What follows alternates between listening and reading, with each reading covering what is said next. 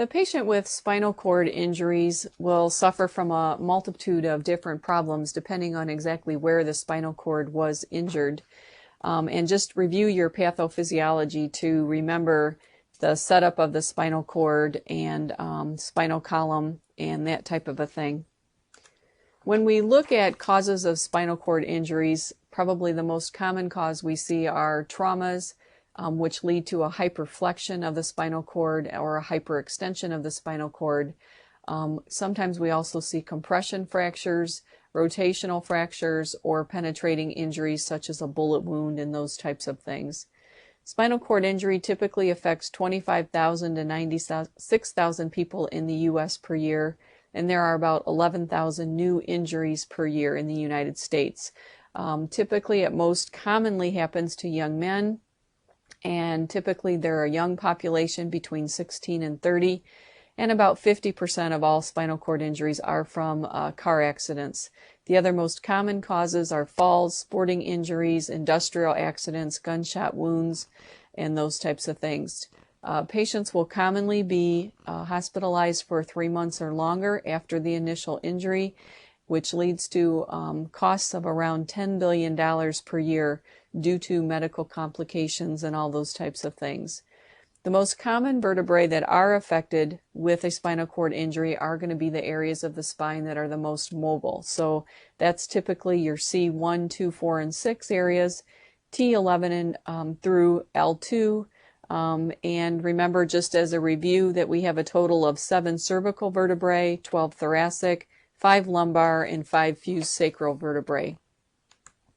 The types of spinal cord injury that we see can be anything from a concussion or contusion, where there's actually swelling that's around the spinal cord itself that can cause damage and injury, to compression, laceration, or a complete transection of the spinal cord. So sometimes when you're watching a football game and they have a football player that's taken off the field and has had a spinal cord injury, and you may hear that initially that football player does not have sensation in lower extremities or things like that. It could be because the patient or the football player has had compression or contusion on the spinal cord. Once the patient is given high doses of Solu-Medrol, that pressure goes down, the inflammation goes down, and the patient regains feeling in the area. Transection of the spinal cord, however, will not regenerate. That patient will have permanent loss of function below the level of the transection. And those are the patients that we're going to see that are going to have problems with sensory and motor paralysis, loss of bowel and bladder control, loss of sweating and vasomotor tone. Patients will typically have hypotension due to loss of peripheral vascular resistance, lots of respiratory problems if it's a high spinal cord injury, and perhaps even respiratory failure if it's in the cervical transection area. Our nursing situation for spinal cord injuries is going to be a 19-year-old male college student who was rock climbing, fell 30 feet to the ground, has a pretty much negative past history, but was found at the site unable to move his arms or his legs. And EMT, when they arrived, notes blood pressure of 70/30. He has neck and spine immobilizers in place. And of course, ABCs are going to be a priority with this patient, as is collar and backboard and stabilizing the spine area. So one thing we need to look for are what motor sign deficits he has, sensory deficits, if that patient has incontinence, pain, those types of things. Typically, patients will be given large doses of prednisones, IV form, once they get to the ER. And the reason for this is effective in preventing secondary spinal cord damage from edema, because until we would get all of the results back of CT, MRIs, and all those types of things, we would not know if that patient just had a contusion to the spinal cord area with edema causing all of the paralysis symptoms, or if that patient had a true transection through the cord. So patients will typically be treated with very large doses of steroids. Commonly, they're given 30 milligrams per kilogram over 15 minutes as a loading dose. and then after 45 minutes, a continuous infusion of 5.4 milligrams per kilogram for the next 23 hours. It has been found in the research that high doses of steroids improve the prognosis of the patient and help to decrease disabilities. As mentioned earlier, patients will have CT, MRI, ABGs, spinal x-rays, those types of things to try to determine the extent of the damage. Medications commonly used for SCI are going to include, as we already mentioned, high doses of steroids. Remember, they're going to have problems with maintaining pressure, so vasopressors such as dopamine and dobutamine are going to be used. Muscle spasticity may be an issue, so we may use antispasmodics such as baclofen and Valium, analgesics such as NSAIDs and narcotics, and also proton pump inhibitors because of the risk of stress-related ulcers and the risk of ulcers if we've given high doses of steroids. The patient's also at risk for clots, so they're started on anticoagulants such as heparin and Coumadin or Lovenox, and also stool softeners to begin a bowel training program for these patients.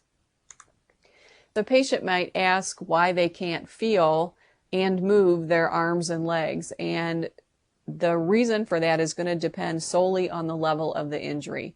So this is going to refer to the lowest level at which sensation and motor function are intact. For those patients that have had a C1 through a C4 injury, they're going to have respiratory paralysis. They will be quadriplegic, and that term is now typically used in many medical books. It's referred to now as tetraplegia instead of quadriplegia. These patients will be vent dependent with high cervical transections. Patients that have C5 and C6 injuries will typically have quadriplegia also, some deltoid, bicep, and pectoral muscle control possibly, but they've lost control of bowel and bladder, sorry about that. And then the patients that have had a T1 through T7 injury will see some compromise in respiratory function. They will also have paralytic problems with mid-chest down and might retain normal bowel and bladder control. It just depends on the level of the injury. This slide just shows, it's might be difficult for you to see on your computer, but it breaks down what all can be affected depending on the area of the spinal column that has been injured. So it just looks at different things that could be affected based upon the level of the injury. So a question for you is, why was our patient in the case study, why was the blood pressure 70/30? Which of those four answers would you pick? If you picked B, spinal shock, you would be correct. Spinal shock occurs immediately after the injury up to 1 to 6 weeks later. It's a disruption between the pathways between the upper and lower motor neurons, and also it's caused from a loss of reflexes below the level of the injury. So with spinal shock, that patient will typically have flaccid paralysis, loss of spinal reflexes below the level of the injury. Patient will also have hypotension and bradycardia, bladder and bowel distension, may develop a paralytic ileus. They will demonstrate respiratory depression or even respiratory failure, and will have no sensation of pain, touch, temperature, pressure below the area of the injury. So indications that spinal shock in a patient has resolved will be that the patient has a return of some motor reflexes. You may actually even see hyperreflexia and muscle spasms in patients. They will develop some reflux emptying of the bowel and the bladder. And then once this is resolved, which, like I said before, takes somewhere around 1 to 6 weeks, then the patient can begin some active physical therapy and rehabilitation.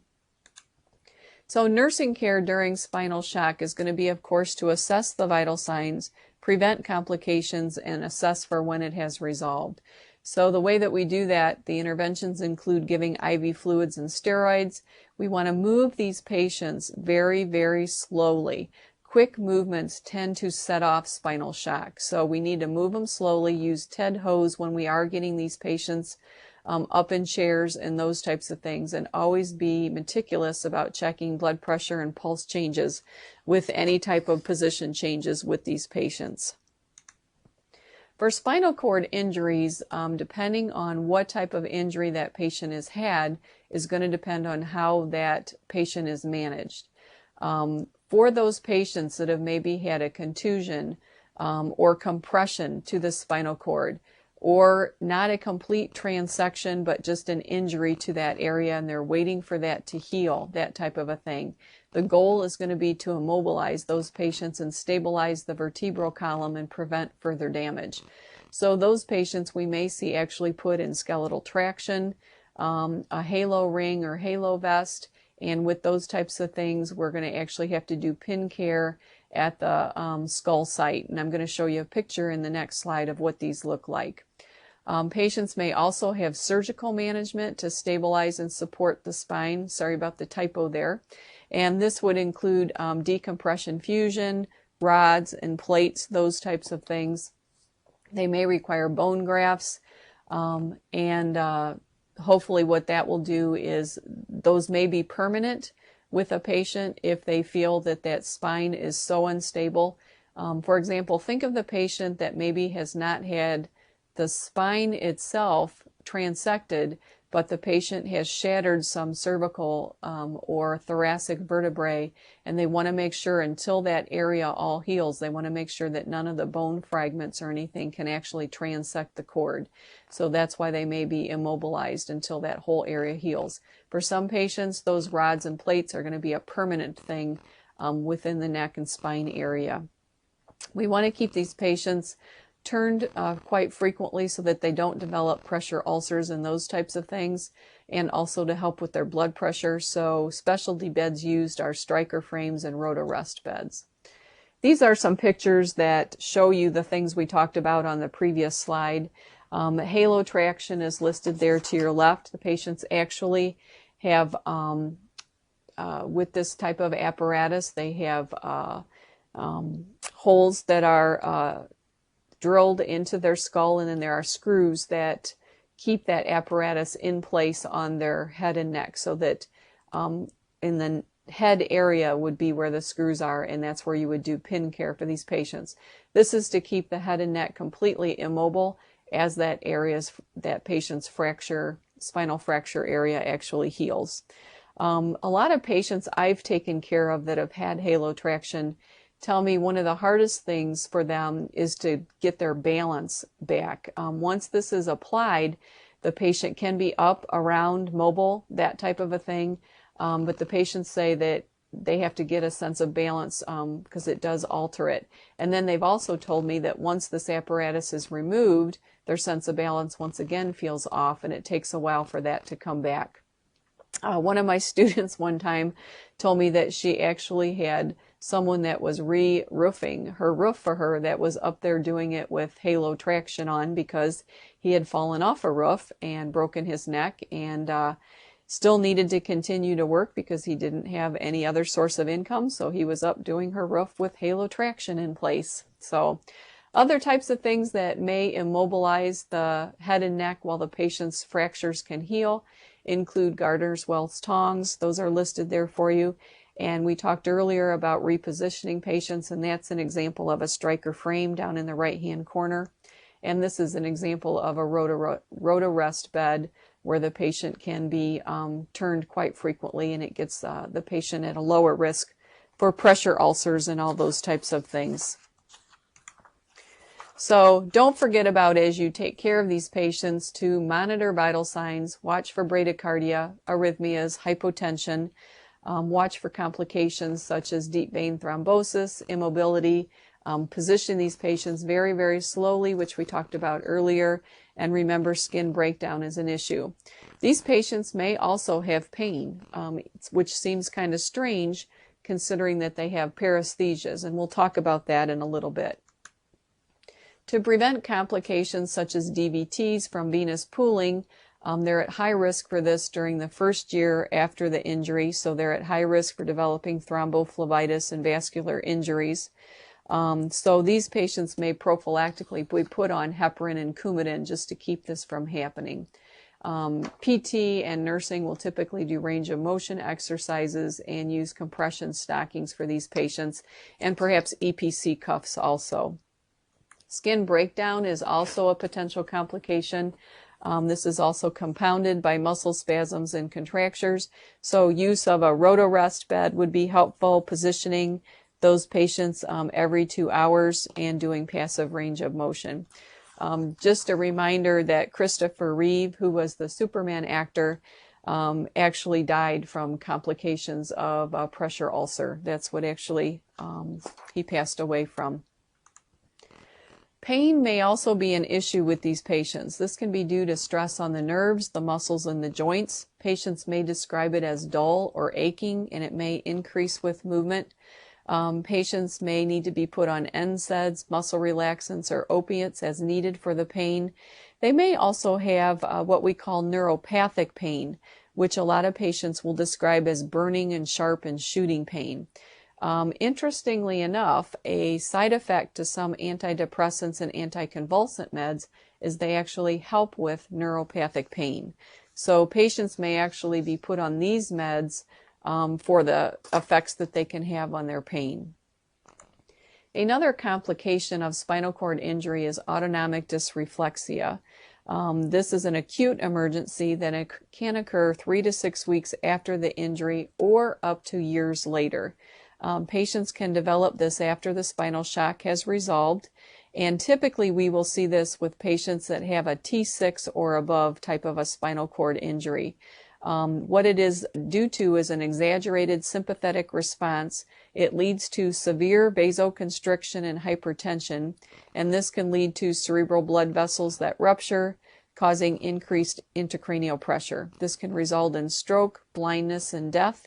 And patients that have had an episode of this should have charts marked because they have a high risk for reoccurrence once they've developed it. If spinal cord injury autonomic dysreflexia is not treated quickly, it can lead to seizures, stroke, MI, and be fatal.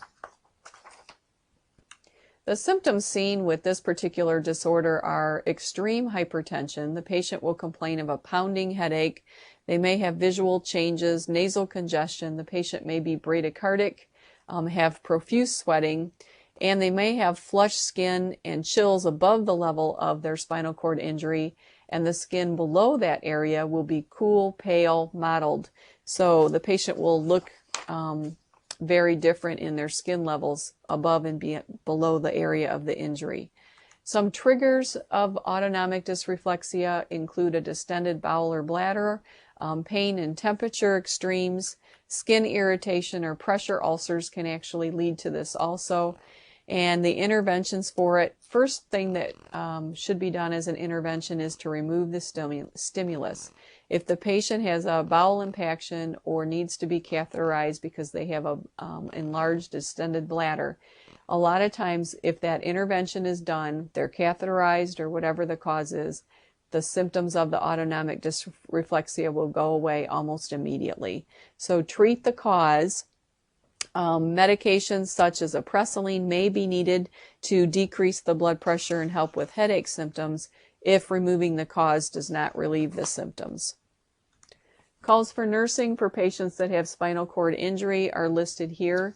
All of these types of things would be important, and your book also has a great nursing care plan, so refer to that for patients that have spinal cord injuries.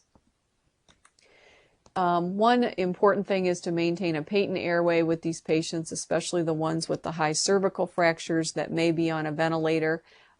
Typically, once the patient requires ventilation for more than a couple of weeks, then they're going to go ahead and have a trach put in. So frequent ABGs are going to be done. The patient will need suctioned, repositioned, and lots of emotional support in those types of things. One thing that's very interesting is Christopher Reeve was really on the cutting edge for the latest things that were out there for spinal cord injured victims. And one thing he was actually trialing was what's called a diaphragmatic pacer. And what it is the concept is kind of similar to a pacemaker for the heart, but this was actually a pacemaker for the diaphragm, which would allow him to actually come off the ventilator for several hours at a time. So he had a lot of things that he was willing to try, and was in excellent physical shape prior to his injury, which made him a good candidate to try a lot of the things that were experimental. Patients will have GI needs due to sluggish bowel response, so they may need to be on bowel regimens, increase fluid intake to help with bowel problems. They're also at risk, of course, for urinary tract infections, so increasing fluids will help that also, and increasing dietary fiber will also help. Spinal cord injuries above S2 and S4 can lead to neurogenic bladder. So it's important that that patient is either doing intermittent caths, that would be pretty much every 4 hours or so around the clock, or the patient may have a Foley in. So check for urine residuals and monitor for bladder distension, because remember that has the potential to lead to autonomic dysreflexia. So see your book, it's got some great information on this topic. Here's a question for you related to urinary elimination with spinal cord injured patients. Intermittent caths are instituted 2 weeks after admission because of which of the following?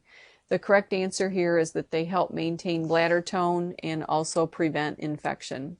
So typically if the urine volume is over 400 to 500 milliliters with the intermittent caths, then the frequency of the catheterizations needs to be increased, or the patient perhaps needs to have a Foley inserted. So also the patient needs to know to watch for the signs and symptoms of urinary tract, foul smelling urine, fever, those types of things. Until the patient can eat again, until bowel has resolved, the patient may be on tube feedings, TPN, and lipids. For those patients that have high cervical injuries, they may be on this then for life. Typically, the patients will be taken off of TPN and lipids and transferred to tube feedings. For those patients that maybe have more of an implication of their injury is more mid-chest or mid-waist down, those patients are encouraged to eat then high-protein, high-calorie diets. And of course, important interventions are to monitor bowel sounds to make sure the patient doesn't develop a paralytic ileus, watch nutritional labs, and watch the patient's weight and those types of things. Due to impaired mobility issues, these patients have active range of motion done. They'll have high-top tennis shoes and splints on to help prevent foot drop, and of course, PT, OT will be involved in their care. As we mentioned early in the lecture, this particular type of disorder, spinal cord injury, tends to happen more often to a young population. So these patients actually will go through the grieving process because of the altered self-image. They feel very powerless. They have complete role function changes, relationship changes, and they will go through a grieving process. A lot of times it's they will be very angry initially. They won't accept that this has happened to them. And for some patients, that takes a long time to work through those anger and all those types of things. Patients will go through those stages at very different time frames also. So if the patient is on a vent, they may need alternative communication such as alphabet boards, lip reading, or devices that can spell words in response to eye gaze. When I rotated back to the rehab unit at UTMC, they actually had a patient back there that had a very sophisticated type of a computer system that it did respond to his eye gaze and blinking and that type of a thing, and that is how he actually communicated with his family and the nursing staff and those types of things. Another issue with these patients, because they are a young population, is they want to know if they can ever have sexual functioning again. And this is going to be depending on the level of injury. Some male patients may have reflexogenic erections, low sperm counts, and women typically will resume menses about 4 to 6 months after the injury and do have the ability then to become pregnant.